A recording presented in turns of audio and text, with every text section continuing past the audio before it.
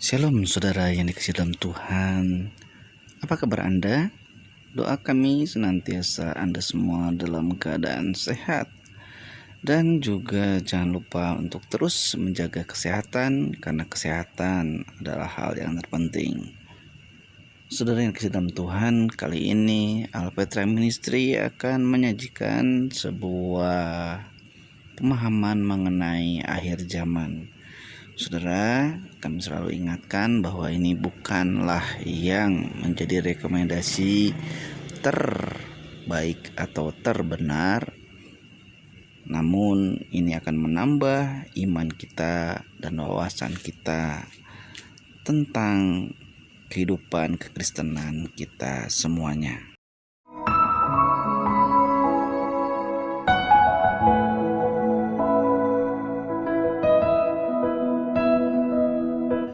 Baik saudara, kita langsung saja mulai pengajaran kita pada hari ini, dan sumbernya saya ambil dari bukunya Pendeta Ian Antoni. Sebelum kita memahami tentang akhir zaman, saya ingin memulainya dengan pemahaman mengenai kematian. Seperti yang kita ketahui, ya namanya mati itu ya secara jasmani, kematian jasmani. Nah, kematian jasmani itu ketika roh kita dan tubuh kita berpisah. Jadi tubuh kita ini langsung hancur, busuk, kembali ke debu, ya, kembali ke tanah. Dan denyut jantung kita juga sudah tidak berdetak lagi, kita tidak punya nafas kita sudah putus. Seperti yang dituliskan dalam Kejadian 3 ayat 19. Dengan berpeluh engkau akan mencari makananmu sampai engkau kembali lagi menjadi tanah, karena dari situlah engkau diambil, sebab engkau debu dan engkau akan kembali menjadi debu.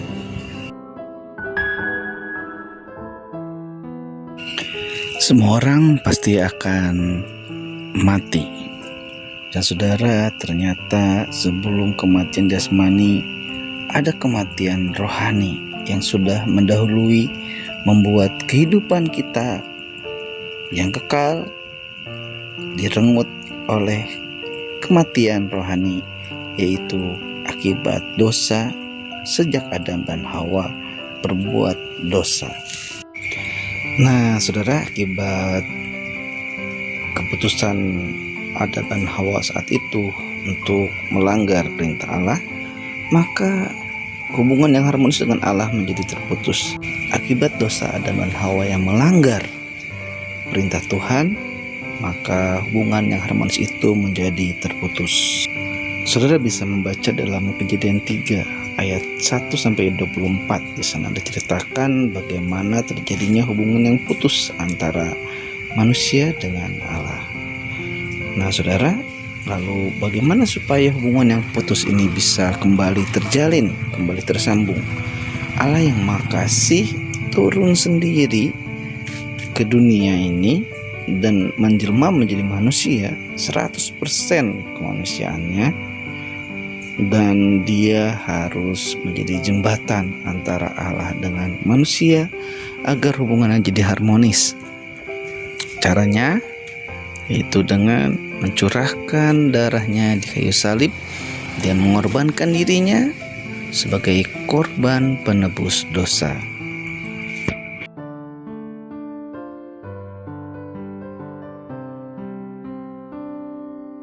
Injil Yohanes 1 ayat 14 mencatat bahwa firman itu telah menjadi manusia.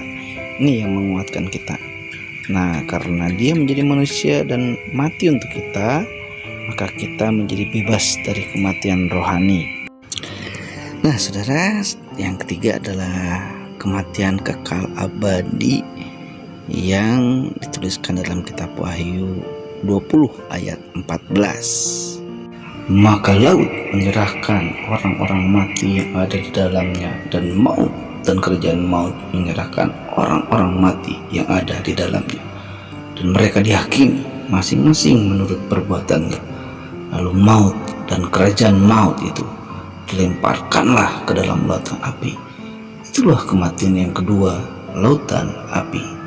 Dan setiap orang yang tidak ditemukan namanya tertulis Di dalam kitab kehidupan itu, ia dilemparkan ke dalam lautan api itu.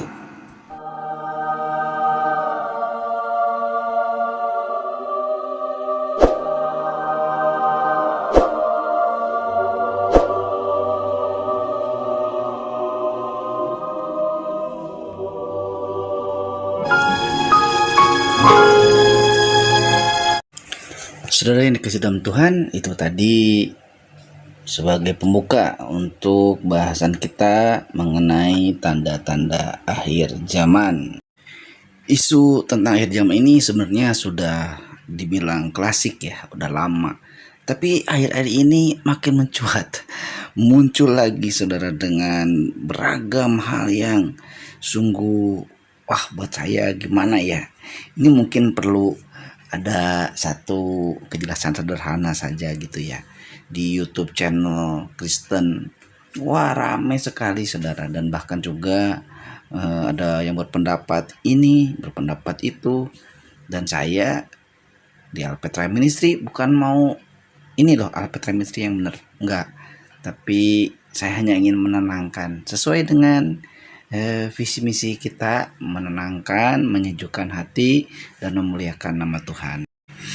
Nah saudara, tanda-tanda akhir zaman itu sekarang nih sudah makin nyata ya. Banyak yang mengaku sebagai nabi ke-26, ke-27, 28, dan seterusnya. Dan juga banyak yang mengaku sebagai siapa ya, juru selamat lah, sebagai orang yang diutus lah, sebagai Mesias ya, juru selamat. Nah ini udah semakin ngaco sekarang dunia ini. Ya sebelum melanjutkan, saya sengaja tidak akan menampilkan visual sebagai data atau sebagai penguat ya, tetapi kita akan membahas sesuai dengan ciri khasnya Alpetra Ministry. Baik saudara, itu yang ngaku nabi, yang ngaku juru selamat sudah dari dulu ada ya, yang meramalkan tanggal sekian, bulan sekian, tahun sekian juga sudah ada ya. Jadi tidak usah aneh saudara-saudara. Karena kalau saudara-saudara baca terutama di kitab Matius pasal 24 sampai 25, nah di situ Tuhan Yesus sendiri menjelaskan saudara. Jadi nggak usah bingung sama berita-berita atau yang ada di media-media ya. Nah yang kedua, tanda-tanda akhir zaman itu peperangan terjadi di mana-mana. Nah ini baru perang satu negara, dua negara, udah ribut aja katanya kiamat. Enggak saudara, yang dimaksudkan adalah di sini perang Harmagedon yang bisa saudara baca di kitab Wahyu. Lalu tanda yang ketiga yaitu tanda dari alam. Namun seperti yang dituliskan dalam kitab Injil, dalam kitab Wahyu, gempa bumi yang dimaksud itu serentak di seluruh bumi ini. Dan itu juga hanya sebagai permulaan, karena sebenarnya akan terjadi hal-hal yang lebih dahsyat lagi. Jadi gempa buminya bukan karena gempa bumi di beberapa negara saja lalu menjadi heboh gitu ya. Jadi kita harus cermat, karena Tuhan Yesus bilang ini banyak penyesat, banyak mesias palsu.